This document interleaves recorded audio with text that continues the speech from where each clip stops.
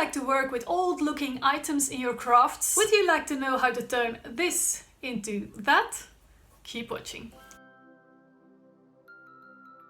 Hello everyone, my name is Tina. I am head of design of VectoriaDesigns. In this tutorial I am going to show you how to turn something that comes fresh from the printer into something that looks 100 years old. And I don't use the most obvious tool to make paper look old. In fact, you might already have it in your kitchen. And to practice this tutorial I provided you with a free printable to try out for yourself. The link is in the description. Very quickly, if you like paper crafting like I do and you haven't subscribed yet, now's your chance. And now let's get started. These are the cards that you will get. There's 4 different ephemera style cards that you can use as backgrounds. And if you like, there's a back page too, a full back page. I printed this on regular paper. This is 80 grams paper, the normal stuff that you put into your printer for everyday use. And I also printed one on the 160 grams paper. That's about 59 lb cover. Now let me show you how to make these look old. First, let's cut them out. By the way, if you go to this link and you subscribe to our mailing list, you will even get more freebies. So let me show you my secret tool. Ta-da! Yes, this is a mini whisk. And I see you think, doesn't that thing belong in the kitchen? No, it belongs in my craft room. It's never in my kitchen. If you ask a random person, make this thing look old, the first thing they do is... There, it's old.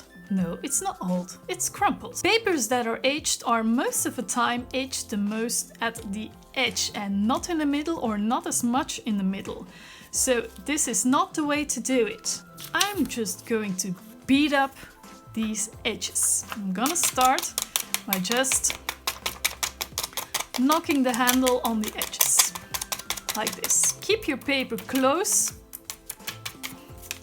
so you mostly destroy the edges. You can't go wrong with this, really. Then what I like to do is to rub the edge between these whisk wires. So I'm just pressing this between here. See?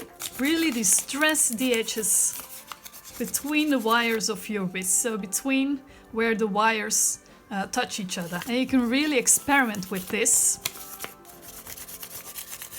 That was step 2, and now step 3 to make even more distresses with the same tool is I'm going to rub the edge against this little disc here.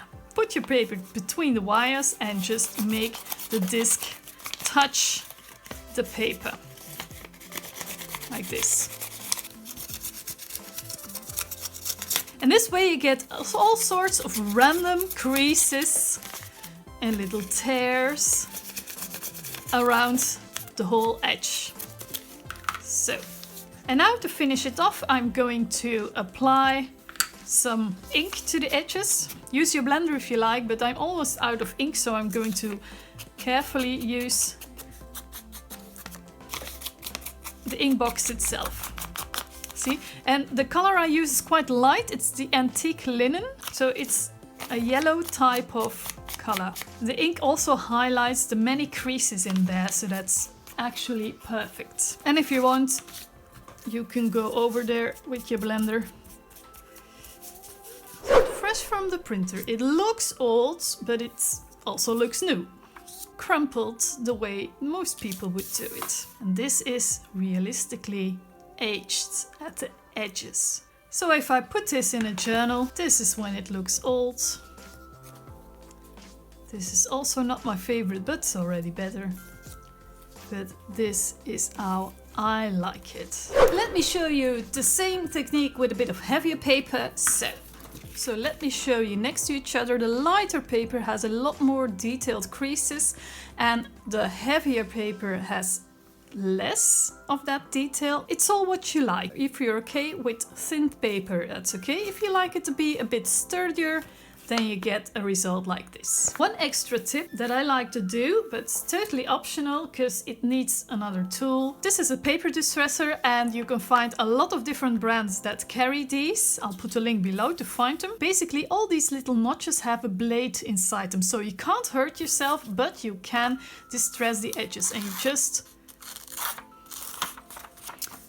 slide the paper or the card through there. And because I have this tool, I like to use it before starting with this tool, but it's totally optional. You don't need it at all. I'm being totally not careful right now, okay? This is done with the distresser tool. Then, and there we have it. Now let me show you.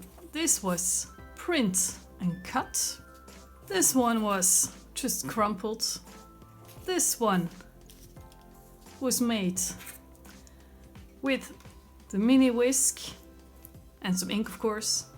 And this one was made with the mini whisk, but first with the paper distresser. Don't these two look a lot more realistic than this one aged? I think so. I really hope you liked the tips in this short tutorial. If you do, please give us a thumbs up. Don't forget to share this video with your crafty friends. And I have one more thing to say. I wish you a truly beautiful day. See you next time. Bye.